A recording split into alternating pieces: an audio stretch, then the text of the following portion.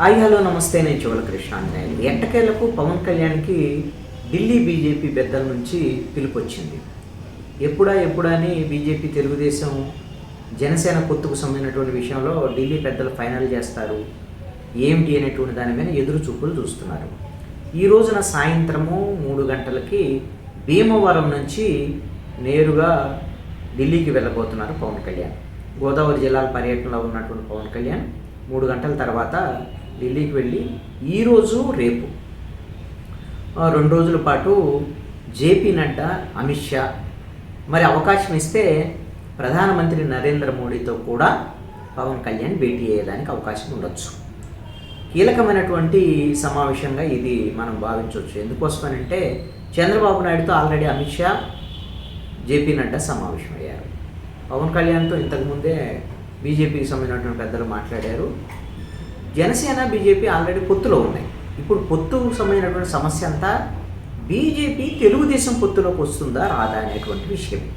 చంద్రబాబు నాయుడుతో చర్చల తర్వాత తెలుగుదేశం పార్టీ ఇంతవరకు పొత్తులకు సంబంధించినటువంటి విషయంలో ఒక స్పష్టత అయితే ఇవ్వలేదు. అయితే ఎందుకు ఈ కొంత స్తబ్దత అయితే ఏర్పడింది? కారణం ఏమిటి అని అంటే బీజేపీ ఎక్కువ ఎమ్మెల్యే స్థానాలు, ఎంపీ స్థానాలు అడిగింది. అదేవిధంగా పవన్ కళ్యాణ్ని ముఖ్యమంత్రిని చేయాలని, పవర్ షేరింగ్ కూడా ఖచ్చితంగా ఇవ్వాలని, బీజేపీకి కూడా 1 సంవత్సరం ముఖ్యమంత్రి ఇవ్వాలి అనేటువంటి దాని మీద కూడా అడిగారు అనేటువంటి చర్చ జరుగుతుంది. ఎన్ని సీట్లు అడిగారు ఏమిటి అనేటువంటి దాని మీద ఇప్పటివరకు ఉన్నటువంటి సమాచారం మేరకు 100కు లోపే తెలుగుదేశం పార్టీ పోటీ చేసేటువంటి విధంగా 75 నుంచి 80 స్థానాలు ఇద్దరికి జనసేన, బీజేపీ కలిపి ఇవ్వాలి అనేటువంటి దాని మీద 10 నుంచి 12 ఎంపీ స్థానాలు జనసేన, బీజేపీకి ఇవ్వాలి అని. మరి ఎన్నిటి కోరికలని, ఇలాంటి డిమాండ్లని తెలుగుదేశం పార్టీ అంగీకరిస్తుందా లేదనేటువంటిది చూడాల్సినటువంటి పరిస్థితి. అందుకనే తెలుగుదేశం పార్టీ ఏమీ మాట్లాడటం లేదు. ఇప్పటికే తెలుగుదేశం పార్టీలో ఈ జనసేన, బీజేపీతో పొత్తు నేపథ్యంలో సీనియర్ లీడర్లకి సీట్లు దక్కనటువంటి పరిస్థితి ఉంది. వాళ్ళందరూ కూడా తీవ్రమైనటువంటి అసంతృప్తితో తిరుగుబాటు చేసేటువంటి పరిస్థితి వచ్చింది. చంద్రబాబు నాయుడుకి ఇది కొంత సమస్యగా మారి ఈ పొత్తుకు సంబంధించినటువంటి విషయంలో పవన్ కళ్యాణ్ బీజేపీ పెద్దలతో మాట్లాడిన తర్వాత ఒక క్లారిటీ వచ్చేదానికి అవకాశం ఉంటుంది. అంటే జనసేన ఎన్ని సీట్లు తీసుకుంటుంది, బీజేపీ ఎన్ని సీట్లు తీసుకోవాలనుకుంటుంది, వీటికి సంబంధించినటువంటి కీలకమైనటువంటి ప్రతిపాదన ఆల్రెడీ చంద్రబాబుతో చెప్పారు. కాబట్టి బీజేపీ వాళ్ళు ఇప్పుడు పవన్ కళ్యాణ్తో కూడా సంప్రదింపులు జరిపిన తర్వాత పవన్ కళ్యాణ్ తిరిగి ఆంధ్రప్రదేశ్కి వచ్చి చంద్రబాబు నాయుడుతో భేటీ అవుతారు. భేటీ అయిన తర్వాత వీళ్ళిద్దరూ మాట్లాడుకున్న తర్వాత మళ్ళీ చంద్రబాబు నాయుడు, పవన్ కళ్యాణ్, అదేవిధంగా కేంద్రంలో ఉండేటువంటి బీజేపీ పెద్దలు మరొకసారి సమావేశం తర్వాత ఈ 3 పార్టీలకు సంబంధించినటువంటి పొత్తు అంశం ఫైనల్ అయ్యేదానికి అవకాశం ఉంది. అంటే ఈ మధ్యకాలంలో, అంటే వారం 10 రోజుల్లో ఈ విధమైనటువంటి పొత్తు పూర్తి స్థాయిలో ఫైనల్ అవడానికి అవకాశం లేదు అనేటువంటిది.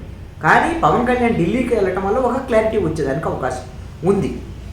బహుశా మార్చి 9వ తేదీ తర్వాత ఎన్నికల నోటిఫికేషన్ వస్తుందని అనుకుంటున్నారు. కాబట్టి మార్చి మొదటి వారంలో ఈ పొత్తులకు సంబంధించినటువంటి పూర్తి స్థాయి స్పష్టత వచ్చేదానికి అవకాశం ఉండొచ్చు అనేటువంటిది మాత్రం చర్చ జరుగుతుంది.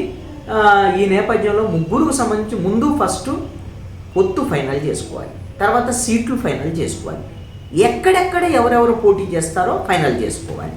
దీని తర్వాత ఉమ్మడి మేనిఫెస్టోకు సంబంధించినటువంటి అంశాలనే ఇప్పటికే తెలుగుదేశం, జనసేన 11 అంశాల మీద మేనిఫెస్టోతో ముందుకు వచ్చారు. మరి బీజేపీ కలిసిన తర్వాత వాళ్ళు ఏం మేనిఫెస్టోలో ప్రతిపాదన చేస్తారు ఏమిటి అనేటువంటిది చూడాలి.